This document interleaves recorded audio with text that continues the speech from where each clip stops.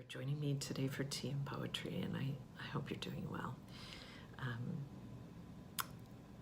I was reading a collection of Robert Pinsky, a collection that Robert Pinsky has put together. It's called The Mind Has Cliffs of Fall, Poems at the Extremes of Feeling. And it's a collection of a number of poets, from contemporary poets to not so contemporary poets, writing about extreme feelings. And given that these are days that a lot of us are having extreme feelings, I thought I'd like to read one of them. The one I want to read is Patricia Lockwood's Is Your Country a He or a She in Your Mouth? It's kind of a little bit of a wacky,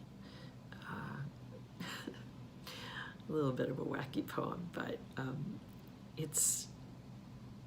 I really think it's just kind of perfect for these times. So,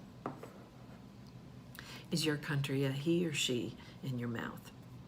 Oops, I just go back.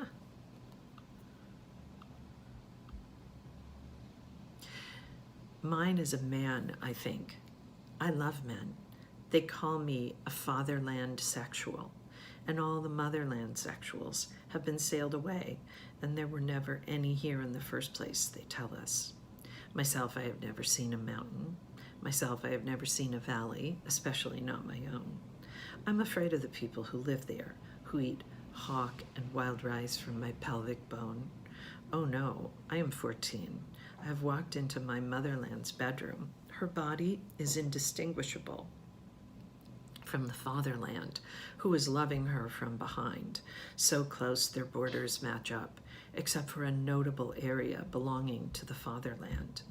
I am drawn to the motherland's lurid sunsets. I'm reaching my fingers to warm them. The people in my valley are scooping hawk like crazy.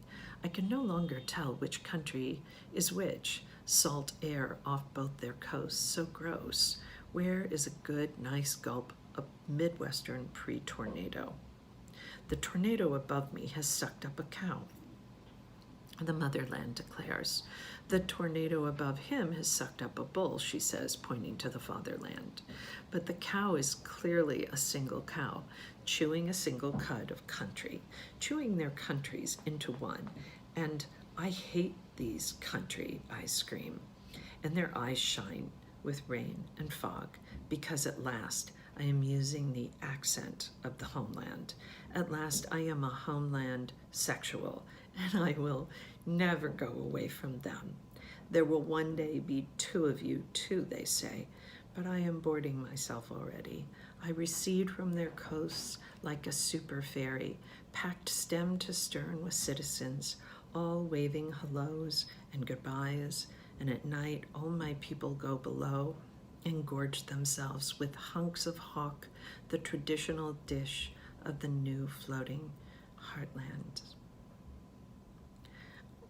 I mean, it's kind of a silly poem, but not really. I love how she works in language and certain nationalist kinds of words, fatherland, motherland.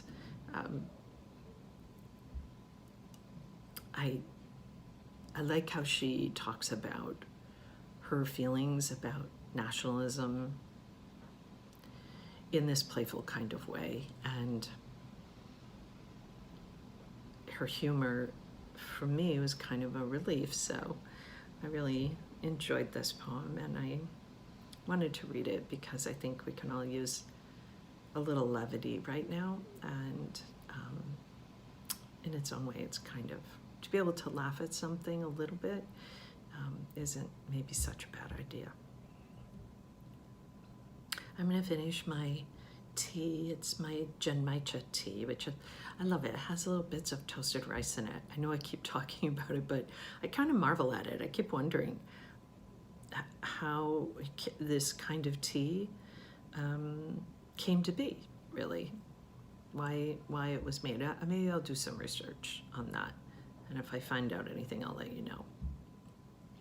Okay, I'm going to finish my tea.